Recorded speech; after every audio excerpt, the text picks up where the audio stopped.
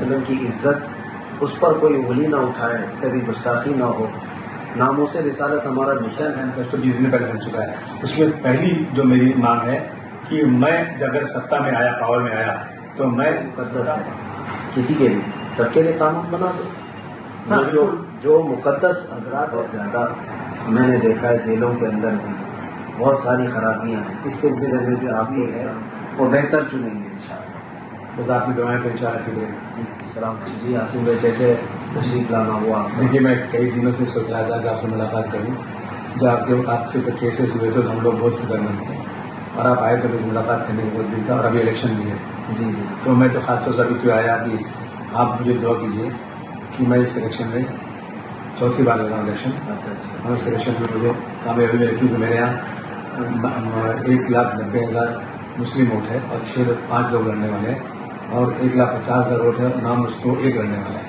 اگر ووٹوں کو بنٹوارا ہوگا تو میرے یہاں پھر یہ نفرت والے بی جے پی کے لوگ جو مسلمانوں کے ساتھ بار بار کرتے ہیں، اور آپ کے ساتھ بھی انہوں نے کیا ہی، تو یہ لوگ چن کے نہیں آنا چاہیے۔ تو میں آپ سے دعا کرا ہوں۔ بالکل، اللہ تعالیٰ کامیابی عطا فرمائے۔ آپ جس طرح سے سیاست میں آگے بڑھ رہے ہیں، یہاں پہلے سے بھی آپ کا ریکارڈ ہے، آپ سٹنگ MLA رہے ہیں، لیکن قاسم بھائی میں آپ کے سامنے کھل کر کے اظہار بھی کرتا ہوں کہ ہمارا نیتاؤں سے یا لیڈروں سے کوئی دوسرا مطالبہ نہیں ہوتا، نہ ہی کوئی لین دین کے معاملات ہوتے ہیں۔ بس میں محض اتنا چاہتا ہوں کہ میرا مشن ہے ناموس رسالت کی حفاظت، سمجھ رہے ہوں گے آپ؟ حضور پاک صلی اللہ تعالیٰ علیہ وسلم کی عزت، اس پر کوئی انگلی نہ اٹھائے، کبھی گستاخی نہ ہو، ناموس رسالت ہمارا مشن ہے۔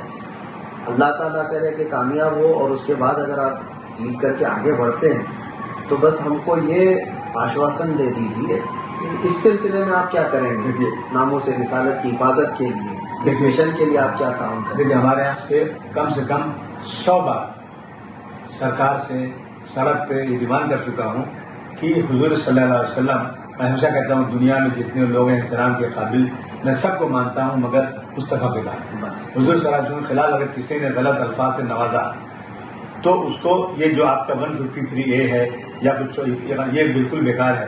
کم سے کم اس پہ آپ UAPA لگائیے، اور اگر میرا مینیفیسٹو آپ دیکھیں گے، میں تو آج آپ سے مل رہا ہوں نا، میرا مینیفیسٹو 20 دن پہلے بن چکا ہے، اس میں پہلی جو میری مانگ ہے کہ میں اگر سطح میں آیا، پاور میں آیا، تو میں سطح پکش سے اس میں ایک قانون ضرور بنوانا چاہوں گا کہ جنہوں نے بھی حضور صلی اللہ علیہ وسلم کے خلاف قرآن شریف جلانے کا یا کوئی گالی دینے کا ایسی چیزیں آئی نا، تو اس کو UAPA کے قانون میں بند کیا جائے۔ یہ سب سے بڑی دہشت گردی ہے۔ بالکل دیکھیں، آپ ہماری تقریریں، ہمارے بیانات کبھی سنے ہوں گے یا سنتے ہوں گے، اور لوگوں کے دلوں تک ہم پہنچتے ہیں، تو صرف اور صرف ہمارا یہی ایک مشن ہے۔ اچھا، اس کے علاوہ ہم اس دیش میں رہتے ہیں، تو میں کھل کر کے یہ بھی کہتا ہوں کہ نہ ہم کسی کو چھیڑیں، نہ آپ ہم کو چھیڑیں۔ جب قانون بنانا ہو تو ہم تو یہ کہہ رہے ہیں تمام جتنے بھی مقدسات ہیں سب کے نزدیک، جو جس دھرم کو مانتے ہیں ان کے نزدیک کوئی مقدس ہے، کسی کے بھی، سب کے لیے قانون بنا دو۔ جو مقدس حضرات ہیں ان کے لیے آپ کوئی چھیڑ چھاڑ نہ کرو، میرا دین بھی یہ نہیں سکھاتا۔ مگر ان کے لیے کچھ ہوتا ہے نا تو وہ تو اس کو پکڑ کے اس کو برباد کر دیتے ہیں۔ بالکل، ہمارے مذہب کے خلاف ہوتا ہے نا تو اس کو مقدمہ نہیں کرتے لوگ۔ یہ حالت ہے جو سرکار بیٹھی ہوئی ہے، صرف اس کے خلاف لڑ رہے ہیں۔ بالکل، ہم اس سلسلے میں میری دعا ہے، اور میں صرف اور صرف اپنے نیتاؤں سے اور لیڈروں سے جو بھی چن کر کے جائیں یہی مطالبہ کرتا ہوں کہ آپ قوم و ملت اور ملک کی فلاح و بہبودی کے لیے کام تو کر رہے ہیں، اسی طرح سے حضور پاک صلی اللہ تعالیٰ علیہ وسلم کی عزت کی حفاظت کرنا یہ بہت ضروری ہے، یہ ہمارا ایمان ہے۔ آپ اس میں آگے بڑھتے ہیں، ہم آپ کے ساتھ۔ بالکل، ہم ہمیشہ بڑھیں گے۔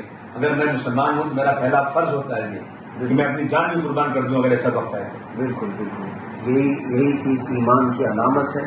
اور دوسری چیز جو دیکھیں، معاشرے کے اندر خرابیاں ہیں، پھیلی ہوئی ہیں، خاص طور پر نشہ کو لے کر کے مسلمان قوم میں بہت زیادہ میں نے دیکھا ہے، جیلوں کے اندر بھی بہت ساری خرابیاں ہیں، اس سلسلے میں بھی آپ کو اقدام کرنا چاہیے۔ دیکھیے یہ ذمہ داری سرکار کی ہے، پولیس کی ہے، ہوم منسٹر کی ہے۔ میں ایز اے MLA میں اپنی ساری پرابلمس جاؤں منسٹروں سے ملوں، ہاؤس میں کھڑے ہو کے اس پہ ڈیمانڈ کروں۔